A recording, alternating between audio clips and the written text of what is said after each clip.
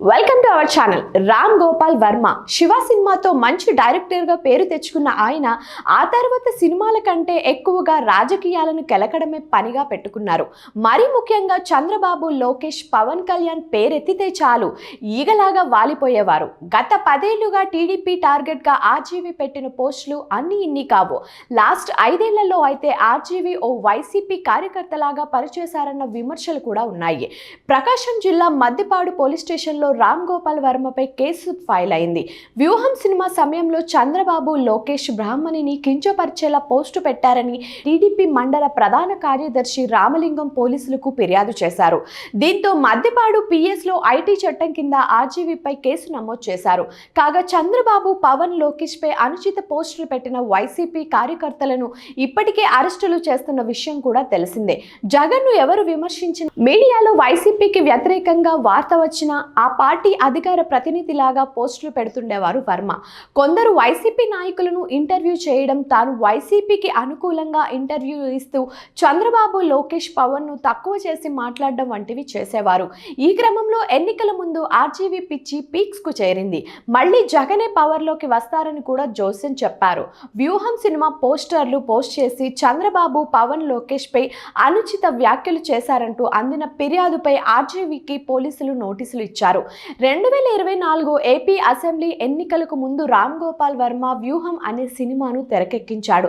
ఆ cinema promotion టైంకి అప్పటికి ప్రతిపక్ష నేత చంద్రబాబుతో పాటు లోకేష్, జనసేన అధినేత పవన్ ఫోటోలను మార్పింగ్ చేస్తూ పోస్టులు పెట్టారట. ఈ పోస్ట్ వ్యవహారంపై ఏపీలోని ప్రకాశం జిల్లా మద్దిపాడు స్టేషన్లో కేసు నమోదైంది. ఆర్జీవీపై ఫిర్యాదు నేపథ్యంలో హైదరాబాద్లోని ఆయన ఇంటికి వెళ్లి నోటీసులు ఇచ్చారు పోలీసులు. మరోవైపు అమరావతిలోని తూళ్లూరులోని ఆర్జీవీపై మరో కేసు నమోదైంది. చంద్రబాబు, పవన్ కళ్యాణ్, లోకేష్ ఫోటోలను రామ్ గోపాల్ వర్మ గతంలో మార్ఫింగ్ చేసి సోషల్ మీడియాలో అసభ్యకరంగా పోస్టులు పెట్టారంటూ టీడీపీ నేతలు పోలీసులకు కంప్లైంట్ ఇచ్చారు. పోలీసులు ఇచ్చిన నోటీసులపై ఆర్జీవీ ఇప్పటి వరకు స్పందించలేదు. నోటీసులు తీసుకున్నట్లుగా కూడా ఎక్కడా చెప్పలేదు. పోలీసులు నోటీసులు, కేసులు అంటూ ప్రచారం జరుగుతున్నా ఆర్జీవీ సైలెంట్గా ఉన్నారంటే ఎక్కడో భయం మొదలైందని అంటున్నాయి టీడీపీ వర్గాలు. అయితే వర్మ పోలీస్ విచారణకు హాజరవుతారా? విచారణకు హాజరు కాకపోతే పోలీసులు ఎలాంటి యాక్షన్ తీసుకుంటారనేది చర్చనీయాంశంగా మారింది. పోలీసులు కూడా ఆయన్ను విచారించి లైట్ తీసుకుంటారా లేక అరెస్ట్ చేస్తారా అన్నది హాట్ టాపిక్గా ఉంది. మరోవైపు సినీ నటుడు, వైసీపీ నేత పోసాని కృష్ణమురళి పైన కేసు నమోదైంది. విజయవాడ భవానీపురం పోలీసులకు జనసేన నాయకులు మంగళవారం ఫిర్యాదు చేశారు. హైదరాబాద్ పేస్ క్లబ్లో సెప్టెంబర్ 28, 2021, ఏప్రిల్ 22, 2024 వైసీపీ కార్యాలయంలో పవన్ కళ్యాణ్పై పోసాని తీవ్ర విమర్శలు చేశారని ఫిర్యాదులు అందడంతో ఆ వైసీపీ సోషల్ మీడియా విపరీతంగా ట్రోల్స్ చేస్తూ పవన్కు భంగం కలిగిస్తుందని, వారిపై చర్యలు తీసుకోవాలని వివరించారు.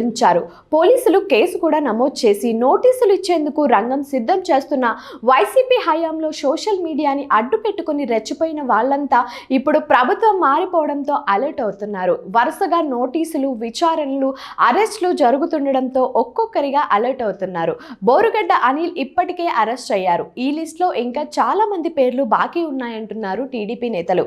ఓ నటి సారీ చెప్పినా చేసిన తప్పుల్ని కడిగేసుకునే ప్రయత్నం చేశారు. పోసాని కృష్ణమురళి, రామ్ గోపాల వర్మపై కూడా చర్యలు తప్పేలా లేవు.